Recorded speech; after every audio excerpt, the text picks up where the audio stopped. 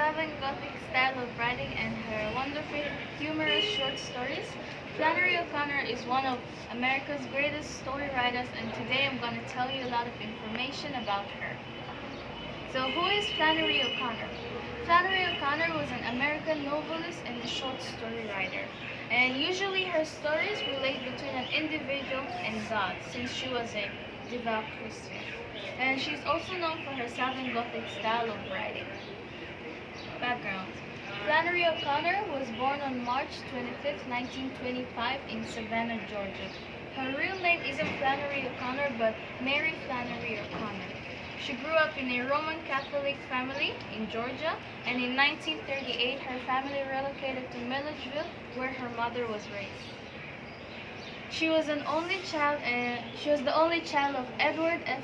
O'Connor, who was a real estate broker, and Regina Klein. Education.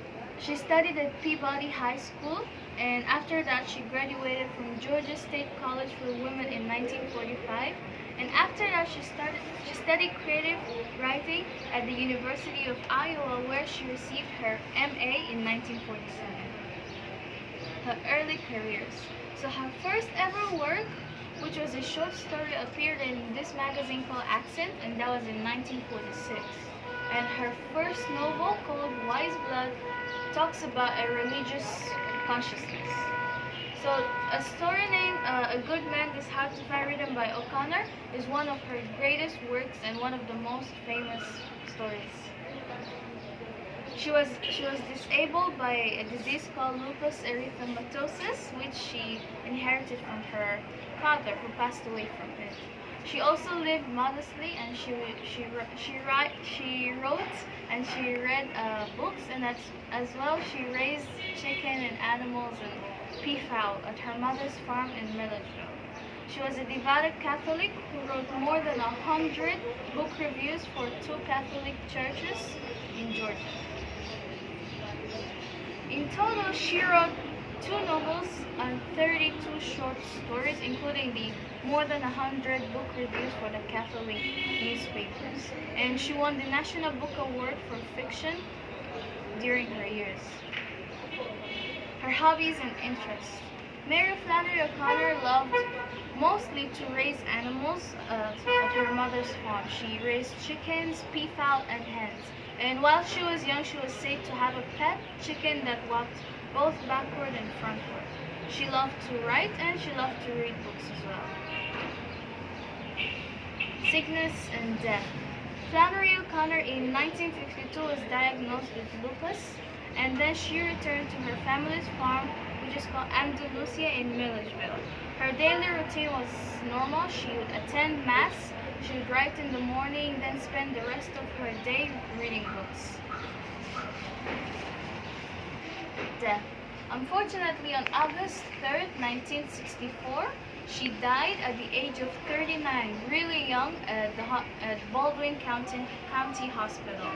She was buried in Milledgeville, Georgia, at Memory Hill Cemetery, where she is still remembered until today. So our similarities and differences. We both love to read and write, and the only difference is that she loved to raise animals, and I don't. What I think about her. Mary Flannery O'Connor is a really great writer, and I believe that her stories really influenced someone at a really Christian way, since she was a really good Christian and Catholic. She loved God. In most of her stories, she always relates them to Bible verses, which are really good. These stories bring someone close to God, and it's great. Now, how is Mary Flannery O'Connor different from these modern day writers? Her stories are humorous in a really different way. They're kind of the 1960s, 1950s old style, while these stories here just take you straight to the point. And her style is Southern and Gothic, and not most writers today write like that.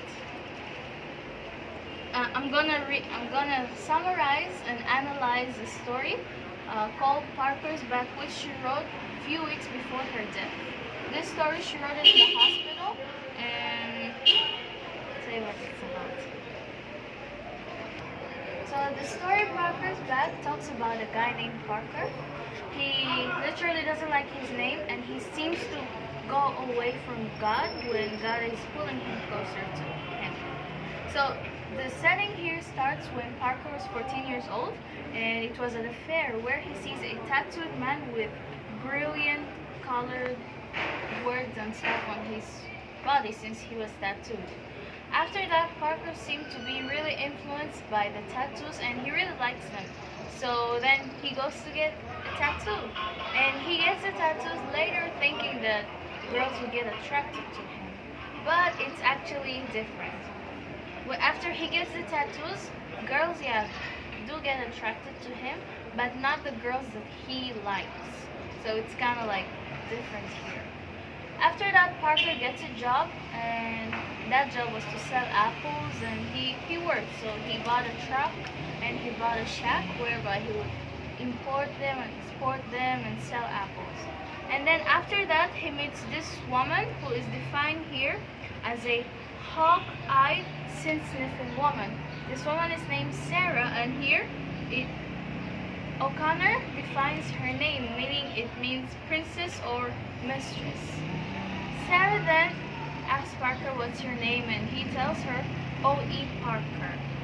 And she's like, tell me your name, and he doesn't say it. After that, well, here, Flannery O'Connor signifies the fact that he doesn't appreciate his name, and she also relates us to some Bible characters like Jacob when his name was changed to Israel. And she also gives us the reasons as why we might not like our names. And here, Flannery O'Connor talks about it. So after some time, Sarah and Parker get married, even though here it says that Parker is married, but then he is dissatisfied, as in he's not satisfied with the fact that also O'Connor describes that Sarah's ugliness makes him dissatisfied even more. So he's into her, but not that really. So after some time, he leaves the house and goes to work. There at work, while he was driving a tractor in a bush, it says that the tractor catches fire. It kind of like flips over and catches fire, and then the whole bush catches fire. And after that, again, O'Connor relates this to a Bible character, Moses, when he saw the burning bush of God and stuff like that. She relates us to that. And then here, she also says that Parker was supposed to, he had the opportunity to run away, but he didn't. He just stood by, meaning he wanted to know what was happening, or maybe he felt some divine spirits or something like that. And after that, he drives to the city, and then he contacts a tattoo artist. After that, so now he's at the tattoo shop, and there it says that he's getting pictures of Christ, even though he doesn't like it, but he's getting pictures of Christ, and O'Connor doesn't give the reason to us why he wants it. And he says that he does want Christ, he wants Christ tattoos on his body, but then he's convinced that when he reaches the one ordained, a sign will come, meaning that when he reaches God, or when he reaches Jesus Christ, a spiritual sign will come. And here he doesn't want to see the sign or feel the sign. So finally, he gets a Byzantine Christ with all demanding eyes. And yeah, he gets the tattoo, and after the tattoo gets done, well, the tattoo artist convinces him to look at the mirror at the tattoo, but he doesn't want to. And so after that, bar whereby he gets drunk, he fights with men who are mocking his tattoos, making fun of it because it's Christ-like. And here also O'Connor relates us to a Bible character, Jonah. When Jonah was cast from the ship into the sea by the men, and since Parker was also, he felt left out, that's why.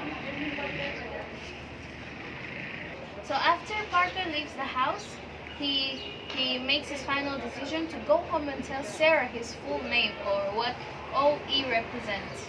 While he goes home, he's thinking, and like that. So he reaches home, knocks on the door, and says, "It's me, old OE." But then Sarah doesn't let him in. She's not convinced to let him inside the house, since before she was really desperate to know his real name or what OE represents. And then after that, it says that this old OE relates us to three Bible verses: Romans 6:6, Ephesians 4:22, and Colossians 3:9, and it defines the old OE or old person or old man as a once former sinful self. So that way Sarah isn't convinced to let him in because she wants the new him. She doesn't want the old OE. She wants to know what these names represent. Yeah. And after that, it says that Parker leans against the door and he looks into the sky and horizon and stuff like that. Sees yellow and orange sun rays and kind of like a feeling or some moment to think about. And after maybe 10 minutes or 5 or even more of just thinking and looking at the sky, finally, Parker gets close to the door and tells and says his full name, which is Obadiah, meaning serving God, and Elihu means God of him. After that, Sarah is convinced to open the door for him. She opens the door for him, and then he enters, but then she doesn't feel the new tattoo that he did was good. She feels uncomfortable with it. And probably before he thought that maybe because he got the picture of Christ, Sarah would like it since she was a Christian or she liked Christ like that. But then after that she says this phrase, "I can put up with lies and vanity, but I don't want no idolater in this house." So meaning that she didn't like the fact that Jesus Christ was drawn on his body. And here comes a really weird scene whereby she picks up a broom and starts to beat him, and then after that we see Parker under a tree crying like a baby. And that is the end. So our protagonist Parker here ends up under the tree crying like a baby after a really long journey. This journey was actually, I would say, religious, because Christ actually was kind of pulling him closer to himself, but then Parker was rejecting. What does this tell us? I mean, these are my questions. I'm like, why is it that in the end, after all these problems, after Parker tried many times to depart away from Christ, he finally came to him? Answer: well, God's goodness is always running after us. Despite how many times we try to run away from him, leave him, reject him, he will always hold on to us and run after us until he holds on to us. And until we make up our decision. Here, Parker made up his decision, even though O'Connor signifies the fact that he kind of feels uncomfortable, and he's only doing this for the sake of Sarah and for the sake of other people. And it's really weird how people do things for other people, not for themselves. So he did the tattoo thing to impress girls when he was 14 years old. And then after that, he gets the tattoo of Christ thinking that Sarah would like it, so he did it for her. And he reveals his full name to Sarah thinking that she would be impressed. Yes, she was impressed, but then there's some things that don't go well. Yeah. My quote: the world is a circle. So everything that goes around comes back around.